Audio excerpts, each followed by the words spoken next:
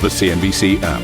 Global market news in one place. Customizable sections and personalized alerts. Stocks tracking, interactive charts and market insights all in your hands. Stay connected. Stay informed. Download the CNBC app today.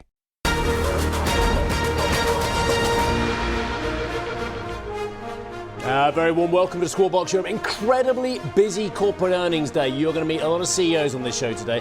I'm Steve Sedgwick with Ben Boulos, and these are your headlines.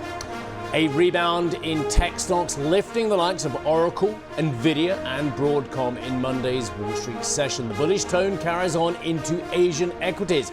Europe, though, set to open at the moment at the flat line.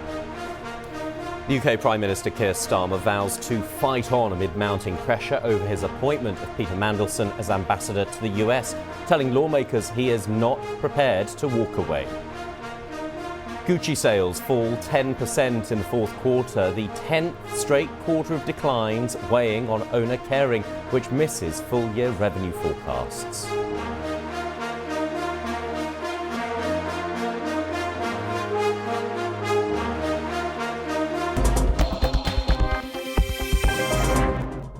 Right, let's set the merry-go-round going with the European corporate reports. And BP is the first one I'm going to give you this morning. BP, of course, which is in yet another transition period, of course. Murray Auchincloss has stepped down, although he's going to stay as advisor for most of this year as well. You've got Carol Howell, who is the interim CEO. And you're going to have another CEO, of course, Meg O'Neill joining from Woodside. So very, very interesting situation for BP at the moment. I would suggest, seeing as they haven't got a CEO in place, despite the fact that they've got a CEO in place to be from April, the fact is perhaps the full strategy, although Albert Manifold, of course, has got his ideas, I'm sure that Meg O'Neill will have hers when she joins as well. But the shares have rallied steadily off their April last year lows from 341 to 477. There is an awful lot of numbers hitting the wires, so I'm just going to give you the headlines on this one as well, including a negative 3.42 billion net income figure. Fourth quarter divvies coming in at 0.0832 per share. Net income in US dollars, $1.5 billion in the fourth quarter versus the estimated 1.548. I'm going to give that to them,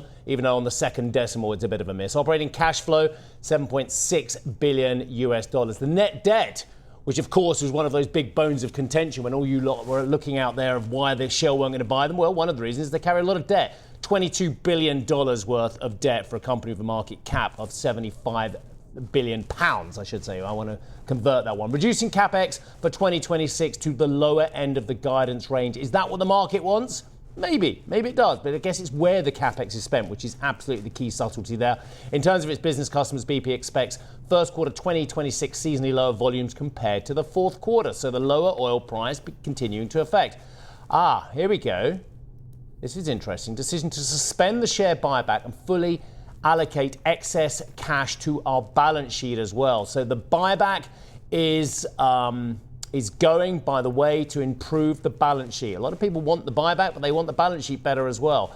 Cost reductions are targeted as well. So this is really interesting, this statement, actually. I just started off by saying it was a holding statement. I think it looks like a lot more than that, actually. Reported upstream production to be slightly low and underlying upstream production to be broadly flat compared with 2025 as well. I think that's a lot I've given you as well. So I'm going to park BP for there. It's safe to say year to date they're up 10%. As I say, they've had a big rally off their lows as well.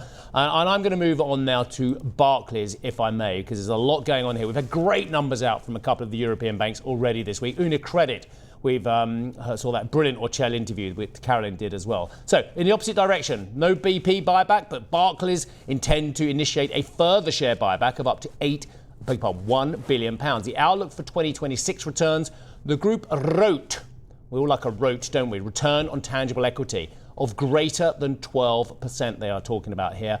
The outlook for the full year 2026 CET1 ratio, of course, the regulatory capital side of things, 13 to 14%.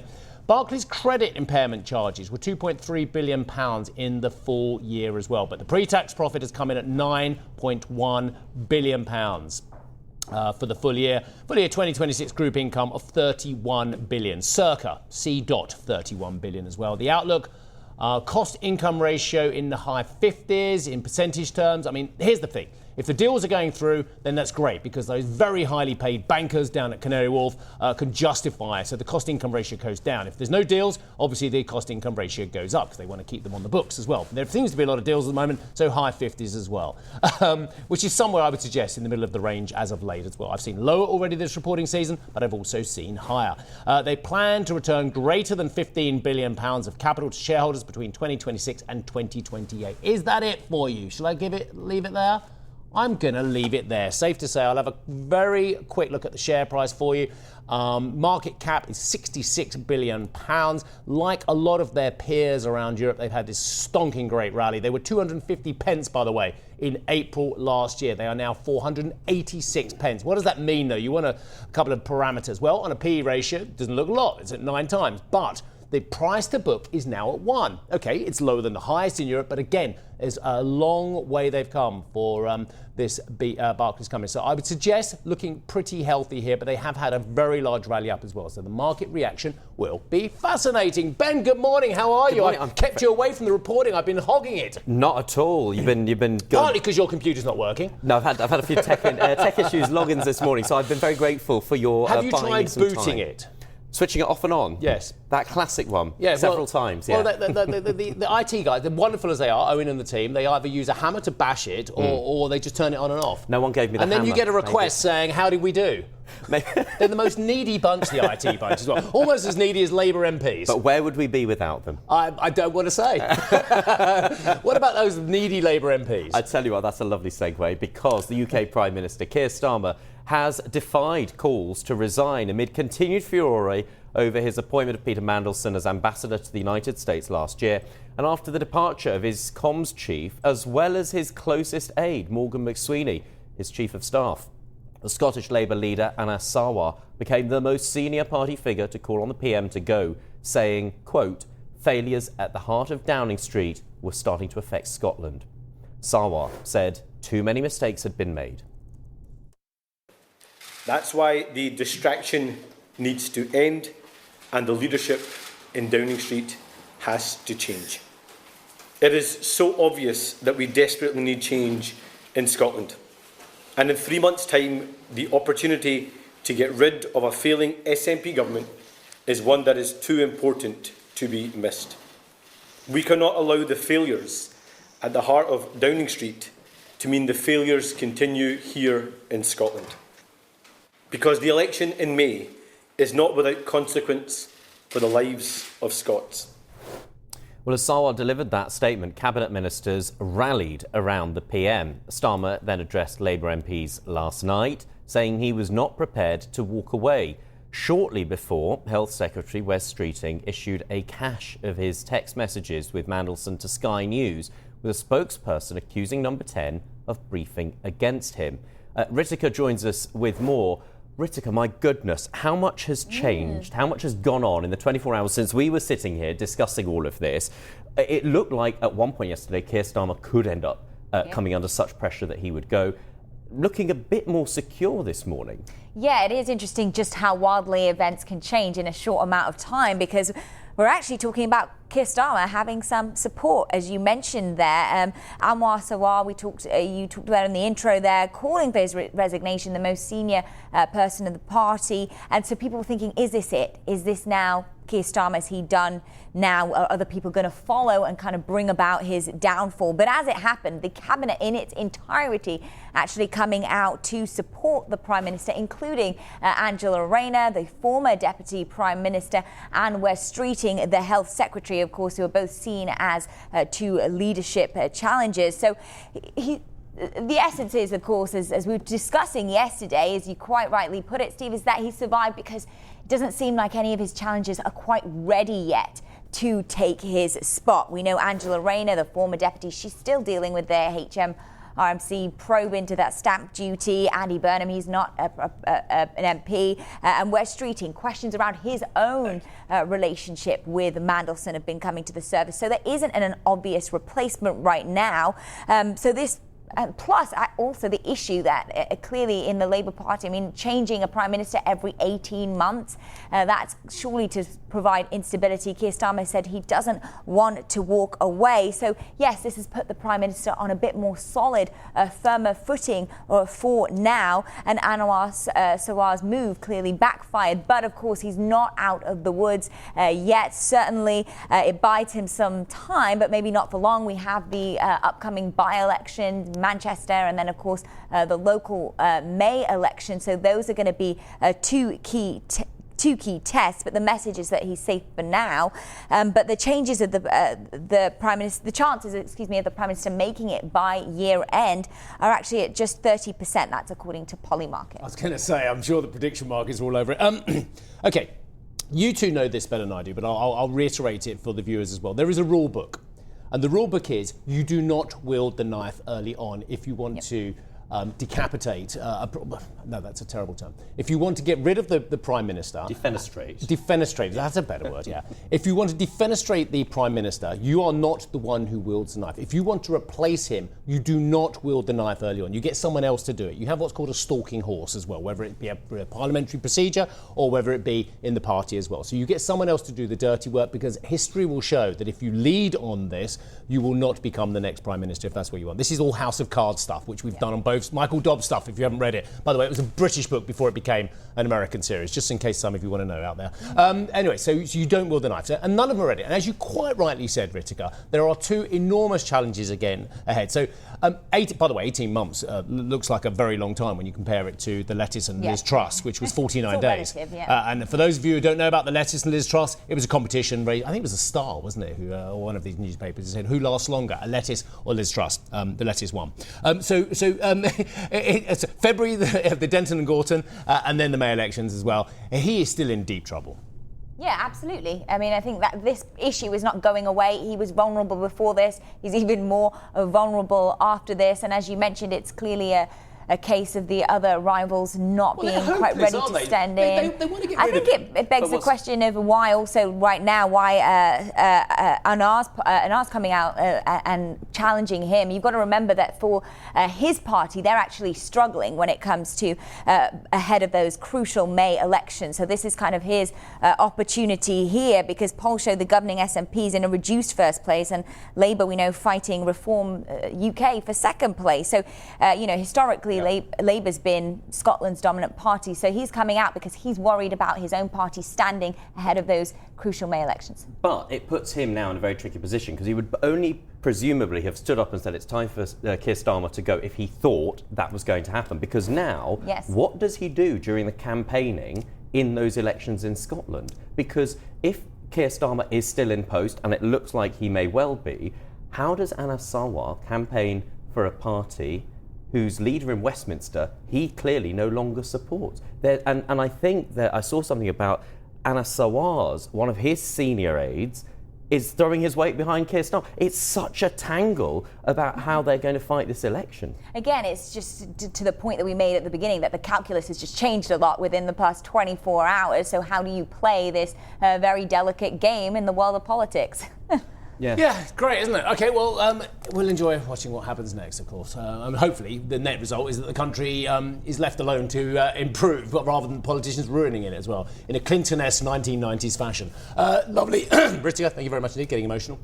Ben, thank you very much as well. Right, what are we doing? Well, plenty more still to come on the show, including this. Philips cuts its sales growth forecast for the year amid continuing pressure from US tariffs. Plus, Alphabet bets on the UK with a 100-year sterling bond.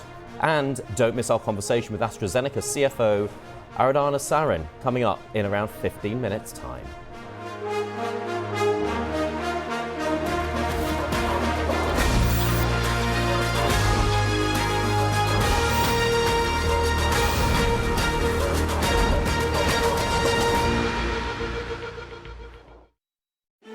Executive Decisions is the new podcast from CNBC, where I ask powerful leaders about their decisions that changed everything. I'm Steve Sedgwick. Here's the CEO of the London Stock Exchange Group, Julia Hoggett. There is no justification whatsoever for not doing the right thing, even if the right thing is hard to do. which also means that if the context changes or the information changes, it is absolutely fine to also change your mind. That's Executive Decisions with me, Steve Sedgwick. Get it wherever you're listening to this.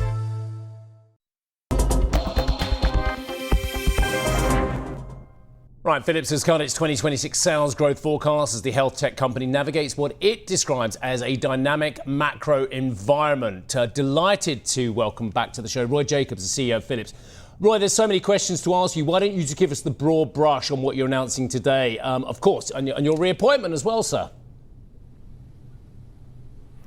Thank you. Great to be at the show. Indeed, a lot of, I think, very good news from Philips today. First of all, we finished the year very strongly. We had 7% order intake growth, 7% sales growth, and 160 bips margin step up in the fourth quarter, despite the tariffs that we are dealing with. That we also took into our next phase of Philips, where we are accelerating profitable growth. And therefore, today we come out with our midterm targets, where we are shooting for and have a very clear path of mid-single-digit growth, mid-teens margin, and strong cash generation.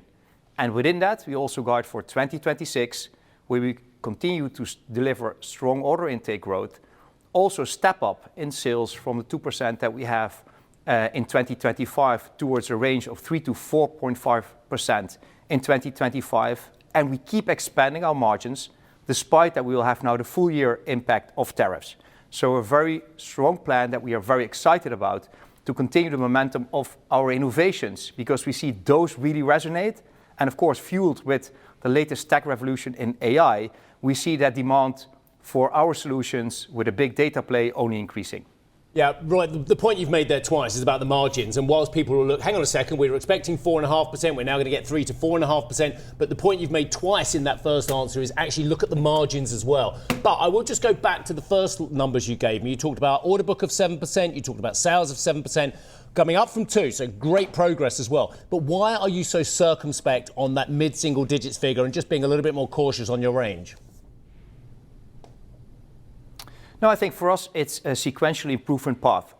We have been building our momentum in growth that comes first from orders that then translate into your sales. Now, as I said, we had a very strong order intake also for the full year of 2025, which was in the mid-single digit range. But actually then converting that into sales takes a bit of time. And that's something that we have been baked into the guidance. But also if you look where we come from, we stepped up from 2%, and we will say we will now do in 26, 3 to 4.5. That's the range that we gave. So clear step up in sales as well. And then we keep also pushing the margins based upon the innovations that we have and the good margins that they generate. So actually you see a continued acceleration of performance. And that's also the part that we're working not only in 26, but we have a very clear path towards 27 and 28 targets too. One more go at this. I'm sorry to be an absolute pedant about this as well, but 2 to 7% back down to 3 to 4.5 as well says to me it's going to be bumpy.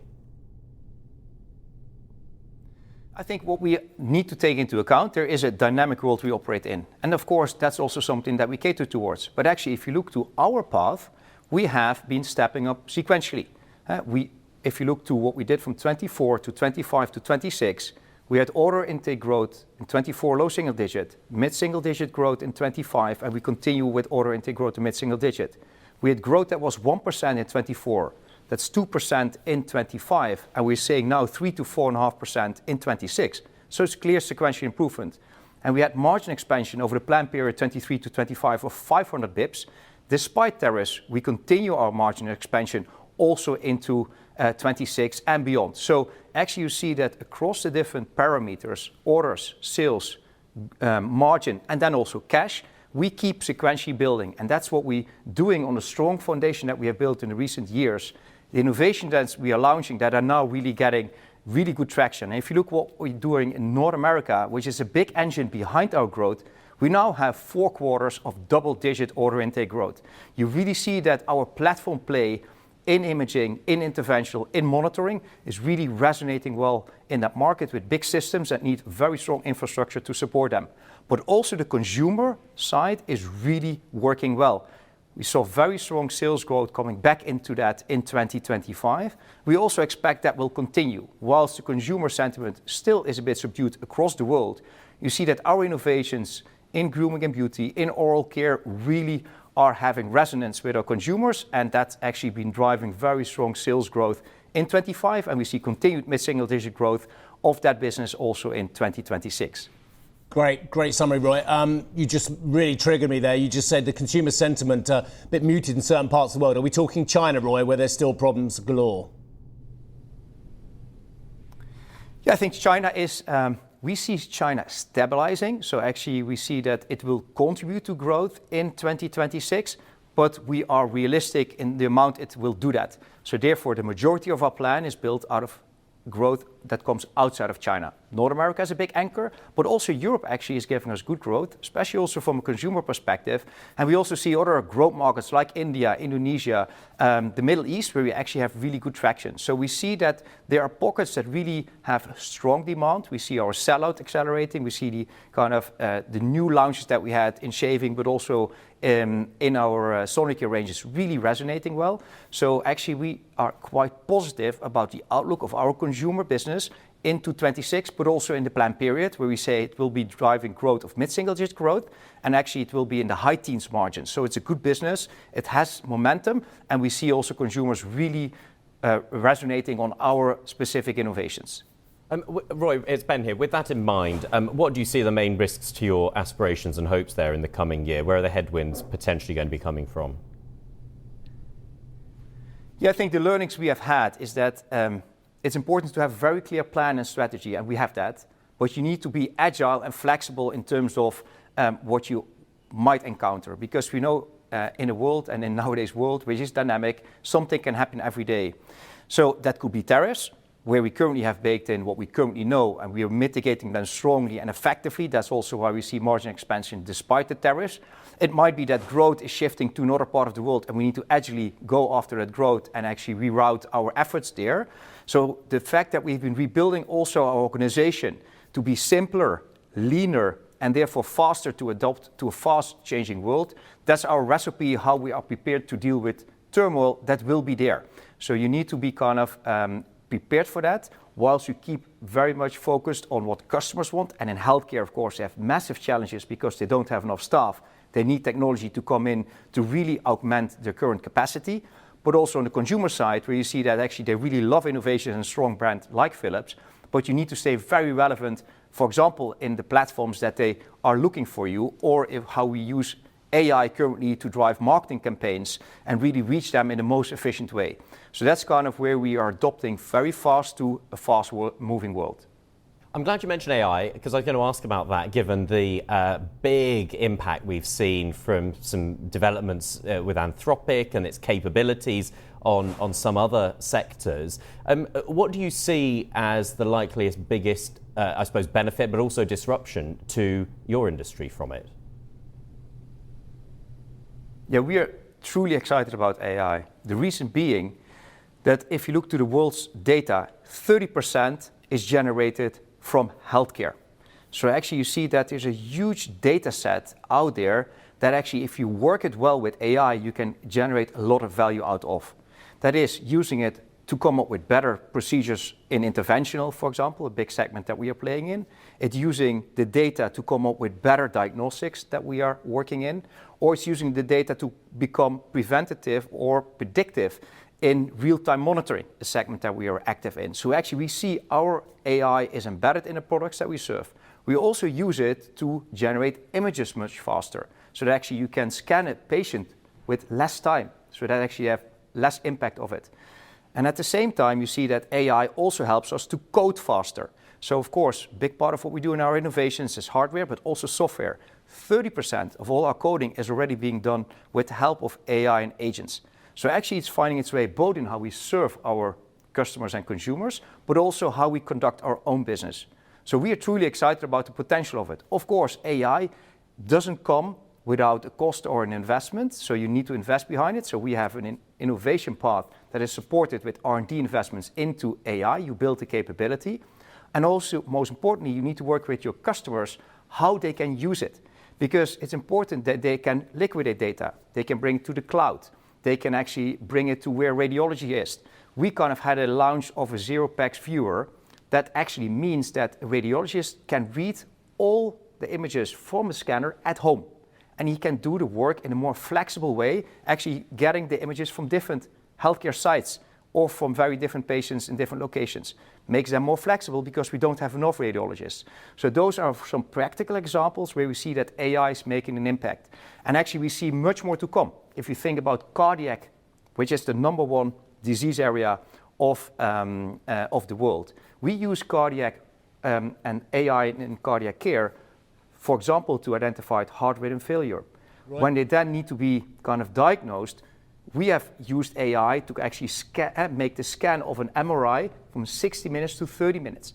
And the last, you can actually then do an intervention to, for example, put a stent in with AI-guided images. It becomes a total solution in every step of the process. Yeah, it's stunning, the possibilities, and you and I have discussed how excited we both are about all this, Roy. Roy, final one from me. I've just been scouring through a little bit of areas which need a little bit more work as well, and I guess diagnosis, precision diagnosis was flat as well, under a little bit of pressure. The pressures are coming from tariffs, it looks like, in your commentary here as well. Just a broader comment, I guess, on the impact of tariffs on your global operations. Yeah, tariffs, of course, are really a headwind, but it's a headwind that we are mitigating in full force. So we are adjusting our supply chain. We actually have invested more in the US to actually be more local there. We already localized in China. And actually, we have been showing in 2025 that despite the tariffs, we can still expand margins. But of course, tariffs go at the expense of patient care. So we're also still arguing against tariffs because we believe that we better spend it on innovation to improve patient care than on costs that we then need to mitigate and offset. So tariffs is something real. We pay multi-hundred millions of tariffs, but we're offsetting them with productivity, offsetting them with better innovation and margins. We also launched another productivity plan of $1.5 billion for the coming 3 years. We generated 800 million of productivity only in 2025. So we're taking rigorous measures to deal with it, but it's a real kind of cost that you need to absorb. And we truly hope that we can move to a world where we have less of those and we can invest more in innovation at the advantages of patient care. You've been incredibly generous with your time, Roy, and I absolutely adore speaking to you, as indeed I did in Davos as well. And I'm just going to tell viewers about our conversation there as well. But Roy, thank you very much indeed for joining us. And again, congratulations on the re-election. We'll see how that goes at the AGM, but I'm pretty sure it'll go well. Roy Jacobs, CEO of Philips, who's also on this week's episode of Executive Decisions, which I can hasten to add, my mother's already watched and she liked it very much. There you go. I spoke to Roy. Roy's desire to make a positive impact beyond the corporate world stems from the values his family instilled in him. Fascinating, absolutely fascinating upbringing, which was also marked by severe asthma, an experience that's had a lasting effect on him. Here's a clip. The element that I took from childhood that taught me a lot and also actually makes me why I'm so passionate about being in healthcare. We lost quite a few family members on disease early on. MS, multiple sclerosis, we had in the family. We had 2 of my mother's brother and sister dying from that at a very young age. And we had cardiac problems. So I was very early on, and I had asthma myself, but even more about kind of getting the impact of health and seeing that firsthand, what it does to a family, what it does to a person, what it does to the wider, has been also very shaping. You suffered severe asthma. And a lot of allergies growing up. You had to go to hospital 3 times a week at one stage to get treatment. Tough for you, tough for your family, and you experienced the hospital system early on and the constraints of it as well. Again, this would have had a huge influence on you. When I talk about building resilience, right, I think that's where my resilience building started. Because it's not the disease and that you're it's more the constraints that it delivers to you and that we need to realize that it delivers to people when you live with disease. You want to do everything like everybody else, and you cannot. And that is not because you choose, it is actually because you have to, because of disease. And for me, it was asthma, and again, it's not life-threatening, there's ways to live with it, so I couldn't complain in a large scheme.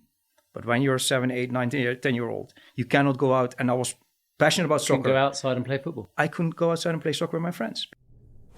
I genuinely would direct you to that. There is some amazing backstory, family backstory, namely Roy's grandmothers, who were just both amazing women as well, and what they went through in the middle of the last century as well. I'll just give you that as a teaser as well. But you can listen to the whole episode with Roy Jacobs right now in the usual podcast places, and you can watch on our YouTube channel and on CNBC.com. The episode will also air this weekend right here on CNBC. Right, let's take a look at the futures to break. US markets very solid on the tech front. We saw the Asian indices having a good run as well. Europe, well, it's okay, but it's mildly higher on 3 of those 4 you can see on the screen. The other flat. We've got another big corporate on the other side of this break.